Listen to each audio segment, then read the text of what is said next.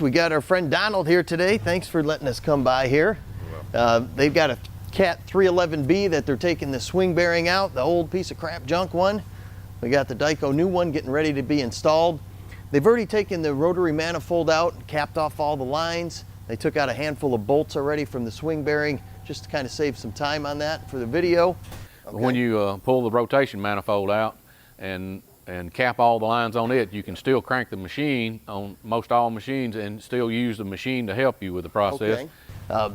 So with all that, what's kind of the next steps here? Well, with everything, we've got it jacked up, got it on blocks, got it on machine on stands, got the overhead hoist hooked to it just for safety. I've got two big stands back there, and they're actually welded, a cross piece welded to them, so that you can, so that it's stationary and won't rock. One's turned sideways, one's turned forward. That way there's no rocking or anything to it. The boom on the machine is holding weight, and like I said, the crane is just actually hooked to it just for safety, just so that nothing shifts or anything while we're working on it. And then those two big jacks there are actually holding the carriage right in the center. And then all the weight's right on the jacks. Yeah. You just have to be extra careful and do it as safely as you can with moving everything. Next thing we're going to do is jack it up, take the blocks out from under the tracks. We're going to start take the bolts out to separate it, and just let the top stay still and the bottom just ease. We're going to ease it down to separate it. Then we'll take the last few bolts out and take the swing bearing out. I know it. I'm just wondering.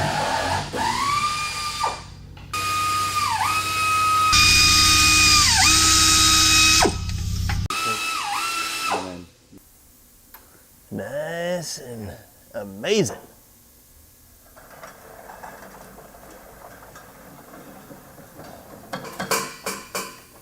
What they're going to do is they got a jack stand on each side, and then they're going to put a piece of steel going across all the way just to help extra support on the front, because currently what the front is being held on and held up by is the boom itself.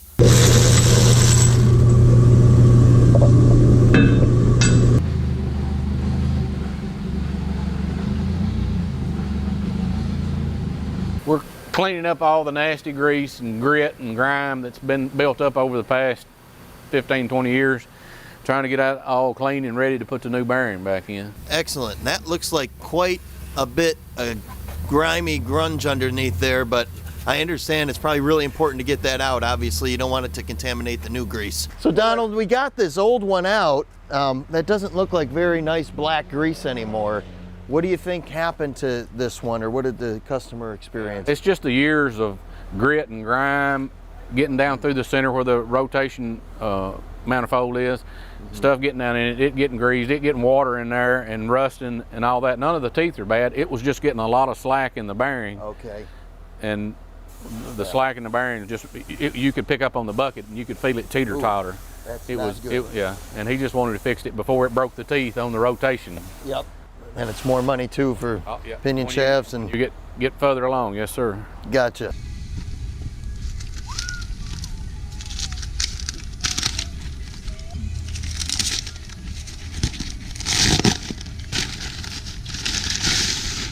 So on the Dyco swing bearings, there is an S stamped on it, and what that means, that's a soft point. That's where the heat treat starts and finishes, and that is going to be the soft point of the metal. So we want to put that in a location that is going to be kind of the least used and abused and least amount of force per se possible that's on the machine. One of the things here too is going to be cleaning off the swing bearing, the new swing bearing, and we got to make sure we're not using solvent though that is going to be ruining some of the seals, so you got to just be careful. Blade clean on a rag and it'll take the oil off so that it'll seal back and clear up and be clean.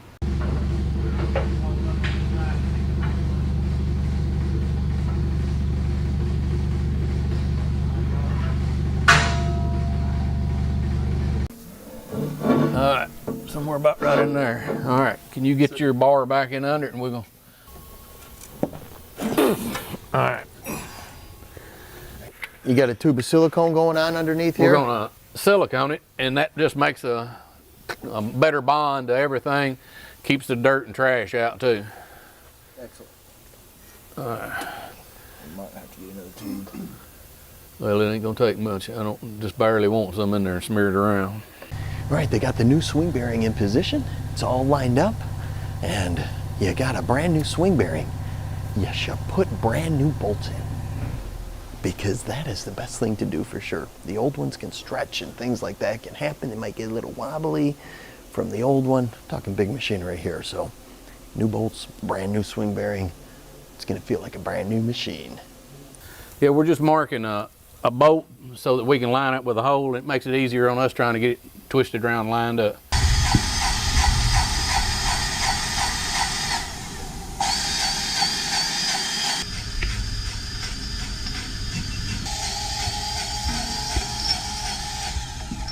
Donald, we got it all greased. What's the next stage here then? Well, we're gonna tighten the bolts, go around and snug all this up, get it where we can get everything cleaned up, then the stands out from under it, and get it back safe to work on. And then we're gonna get ready and raise it up. We're gonna wait about torquing everything until it's all pulled together, and when it's got all the bolts in it, and then go around and torque all the bolts.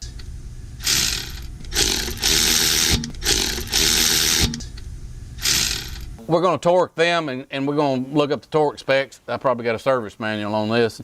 Look up the torque specs. They will have to be all torqued, but it needs to be when it's all put together and the weight setting on it, and then go around and start, and then it'll either have a series that you'll torque it in, or you can, go around and tighten it in steps. Most stuff you'll tighten it to, maybe 50 pounds, 75, and then 100.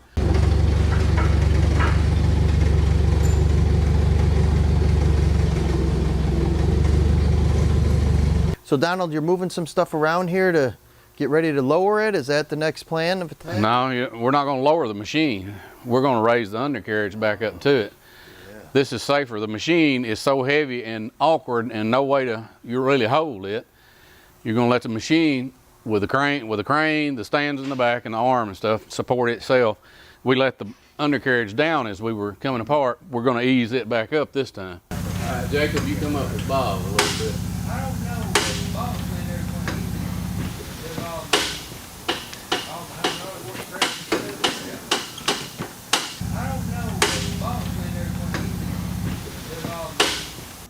All right, I'm within about the width of the dowel. Still lining it up here, but well, we're about the width of the backhoe, about the width of the dowel pin off. The swing gear is not turned in the right position to get it. One side's trying to line up, not the other. I'm gonna crank the machine. With everything sitting here, all I'm gonna do is try and rotate it just a little bit and let them watch it and see if we can't get it where they both mesh together. Yeah, in the middle of the shop. Wouldn't that be exciting? Yeah, what do you? you shoot in and go down. Ready, clear.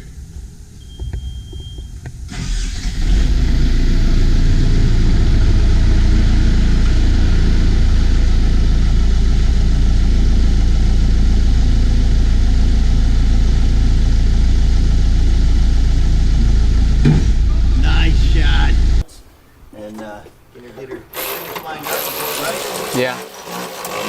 Try and get everything up and snugged, and enough of these bolts started that we can get it, and we're going to set it on the ground, and then redo it and re-torque everything on the ground, and Loctite it all. This week. I got to start. Come down.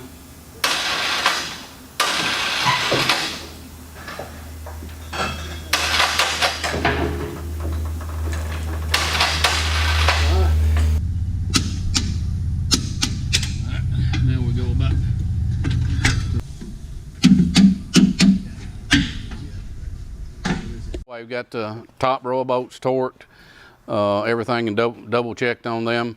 We're fixing to set the rotary manifold in, start with it. We got a new rubber seal for the top of it, which is probably what let a lot of the water and stuff get down into the old bearing and mess it up. And we're gonna drop it in, start hooking up hydraulic hoses. We try and get this, it won't be much to finishing up the job after that. It's a little aggravation. I always get wet with hydraulic fluid, but it's, all part of this job. Always got to check for leaks after everything's done. You got a lot of hoses that had to get attached, some oil seals and everything like that. So always fire it up, run it for a few minutes or so, check for leaks.